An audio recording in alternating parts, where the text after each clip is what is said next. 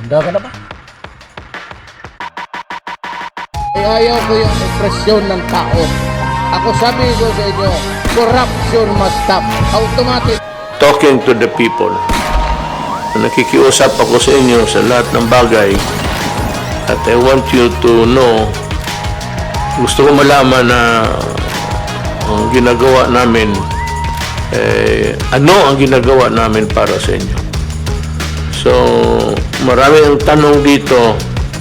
Let's start with yung pinakahinog na issue ngayon. I think Secretary Lopez of the Department of Trade will give us the facts and figures.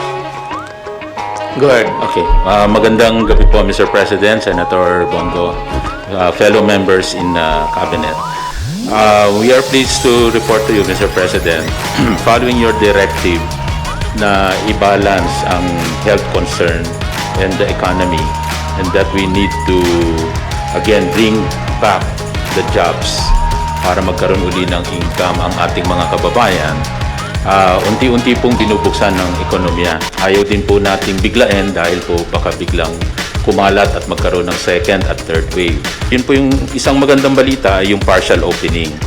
What we have to specify po as workers are getting back to work, para ho mawala ho yung confusion ng ating taong bayan, ay isa ho kasing kumakalat na balita ay nire-require daw ang mass testing. Itetest ang lahat ng workers bago sila makapasok. Time and again, inuulit po namin ang DTI DOLE, kasama po ang DOH, naglabas po kami ng guidelines, ng protocol on what should be followed by companies as they accept back the workers. Among other things, yung mga social distancing, wearing of face mask, sanitation, so nakalagay po yun doon. Ang isang requirement po na sinabi natin, yung at least yung thermal scanning, para malaman kung may lagnat o may sakit ang bawat employee, kukunin yan everyday. Ang kailangan lang din po everyday ay may health declaration yung mga pumapasok. Just to know, yung usual na tanong, nakatabi ka ba sa isang COVID patient, o may inaalagaan ka, may exposure ka ba sa isang COVID patient, or ikaw ba ay masama ang pakiramdam, so yun po mako-consider na suspect. Yun lang po ang ire-require natin ng PCR test. Yun po ay alinsunod sa protocol, sa guidelines po na binigay din sa atin ng Department of Health. In other words, hindi po natin nire-require ng lahat ng workers ay magpa-test. Ngayon, medyo siguro nalilito yung tao dahil naririnig siguro sa media na may ilan na nagsasabi na kailangan i-test lahat. Pero hindi po galing sa gobyerno yon. From the government, malinaw po na kung sino lang ang may karamdaman, sino ang suspect, yun lang po ang ipi-PCR test natin. At may protocol na rin kung saan dadalhin. At ito po ay covered ng health insurance. It could be PhilHealth or it could be a private health insurance company. So, hindi po sasagutin ng workers. At kung merong mang lagpas pa doon ang aabutin na cost, yun naman po ay kumpanya na ang pwedeng sumagot. Pero sa test po, I think ang allowance ay 8,000. Hindi naman po aabot doon yung PCR testing na cost. So, aside from that, yung testing, meron din tayong sinuggest sa mga kumpanya mag-provide ng shuttle services dahil wala pang public transportation. O kaya, gawin pa rin yung sinuggest natin dati na mag-provide ng temporary accommodation. Yung bang titira, magpo-provide ng matitirahan sa malapit, near site. Because kung ako po yung kumpanya, gusto kong makapasok yung mga workers ko, sisiguraduhin ko yung nasa malapit lang sila. O kaya I will provide a shuttle service. So it is a service that should be given by the company. Ngayon, kung SME daw yun, yung kumpanya at baka cannot afford, yun naman po ay pwedeng pag-usapan between the worker and the company. May iba pang paraan, alternative working arrangement, pwedeng mag-work from home, o kaya ay talagang mag-provide na lang ng isang tirahan sa malapit sa opisina. So, yun po yung arrangement for shuttle and accommodations. Ang isa pa pong area na pagdating sa suporta sa mga micro SMEs. During the ECQ, alam po natin na nag-provide ng wage subsidies at support dun sa mga workers from informal sector at saka formal sector.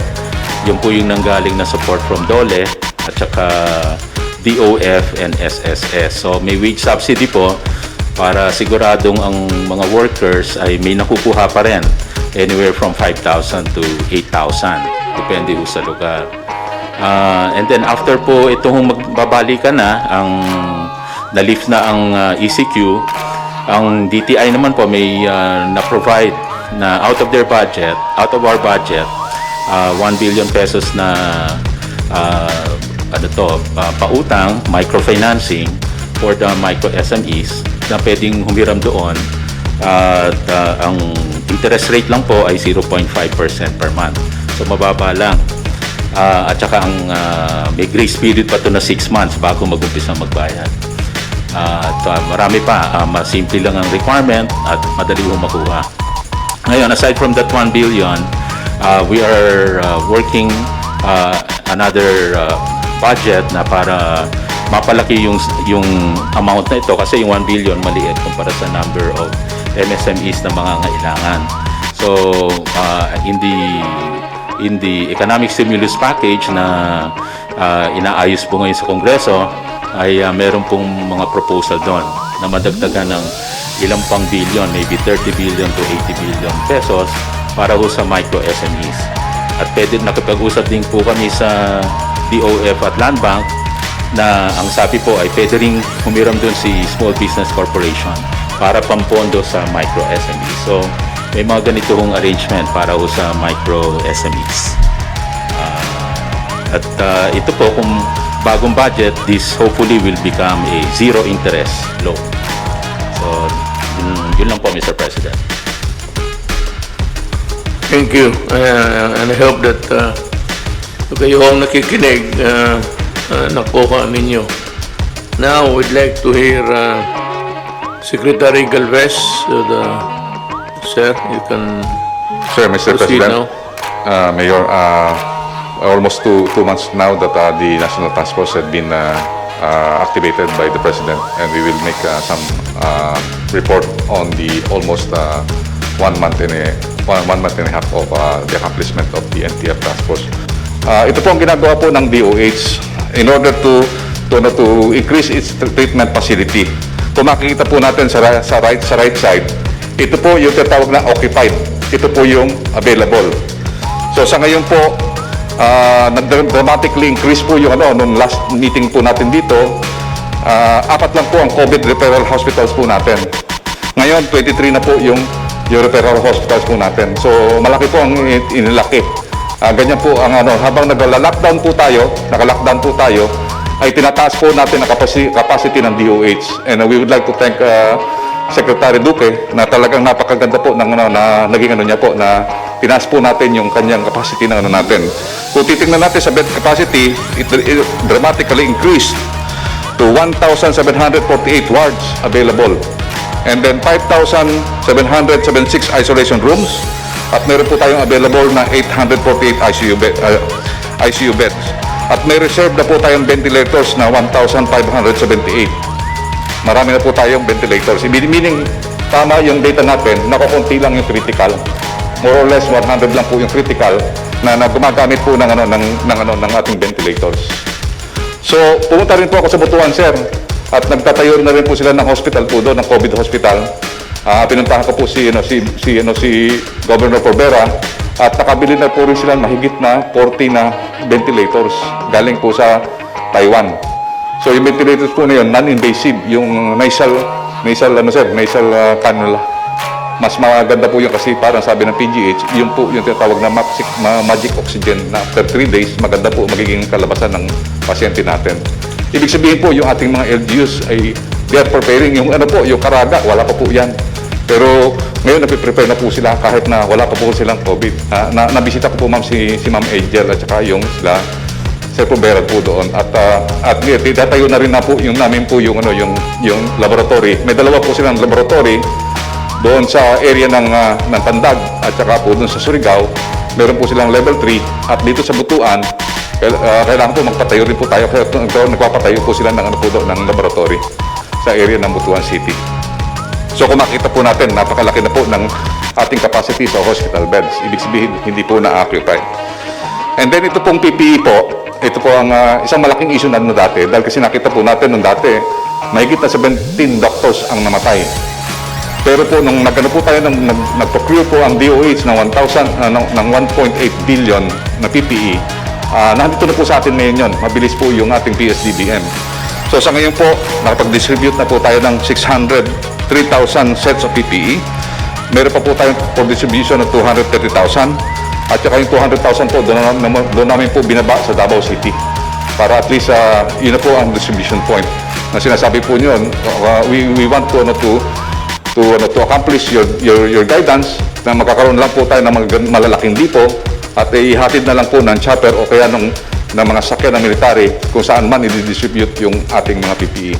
So yung PPE po natin sa Davao, 200,000 po yun. I-distribute po yun po sa lahat sa Mindanao wide. Ang kagandahan rin po ay ang ating 3 million PPEs ay nag-start na rin po mag-deliver. So ngayon po, meron na po tayong 250,000 PPE na nandiyan po sa port. Dumating na rin po. So meron na po tayong reserve na more or less 600,000 na PPE po. So darating po yung mga in tranches. So ngayong May, baka yung part ng 1 million ay mabubuo na po natin ngayong May. So mag-stabilize na po ang ating PPE. Kung titingnan po natin, mula nung nagbigay po tayo ng PPE, wala na pong namamatay na doktor since May. I believe since May, we would like to report to you na we were able to preserve our frontliners. Yun po ang guidance niyo po sa amin na we have to preserve our doctors and our medical personnel.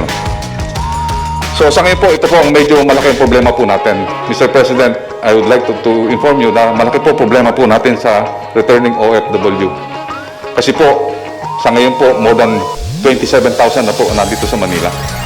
At meron pa pong darating na 42,000 this coming May and June. So, ma-overwhelm po yung ating mga hotels. Sa ngayon po, si General Resana, kinausap niya po ang maritime industry, kasama po ang mga ibang agencies, at isinasolve na po natin yung ating problema sa OFWs. And he directed DOTR, he directed also OWA and also the Marina to immediately release all the OFWs that had been tested negative. So ito po yung result ng po natin next. So sa ngayon po, meron na po tayong more or less 30,000 na OFWs na test. Yung result ng test ng Philippine Red Cross is 22,432. At sa 22,432 po nito ay 465 po ang nag-positive. Kung hindi po natin pinCR po itong 465 po nito, itong magiging parang second wave. At kawawa po ang ating mga LGUs, lalo na po yung mga hindi at walang alam at saka walang PCR dun po sa area at saka wala pong facilities. So ito po, maganda pong dahil kasi nahuhuli po natin kung sino yung nagiging positive. And General Sana is taking care of this na yung lahat ng OFWs natin, especially yung mga nabigyan na ng BOQ clearance ay makauwi na po kaagad. So yun po ang po natin. I believe more than 800 ngayon ang pinapano po sa barko ni DOTR. So on ways forward, ang gagawin po natin is we will localize the National Action Plan through the LGUs. Ito po ginagawa na po ni General Anyo at lagi na niya pong kinakausap ang lahat ng mga LGUs. Ang ginagawa po natin ngayon, Mr. President, baka hindi na tayo mag-declare ng lockdown per region, but ang lockdown na lang natin ito by barangay. Ay, ibig sabihin, paliitin na lang natin, ang gagawin po natin is yung barangay na mayroong cases, yun po ila-lockdown natin para ma-preserve natin po yung ating economic po natin. So ganun po ang gagawin po natin na bibigyan natin po ang LGU with the guidance na yung ating AITF guidance ay kanila pong susundin. So yun lang po ng mga barangay o kunyari po example may isang compound na 4 na pamilya ang affected, yun po ang ila-lockdown po natin. At hindi po nating hayaan sila na karoon ng infections doon sa mga economic corridor po natin. We have to preserve yung economic corridor po natin. And then also, we will increase our testing capacity to 30,000 a day. Pagka nagawa po natin ito, 30,000 a day, ay kapag po tayo, mahuhuli na po natin ng mga suspected carriers. And then also, we will strengthen our contact tracing effort by DIRG and DOH with the support of the AFP and the PNP.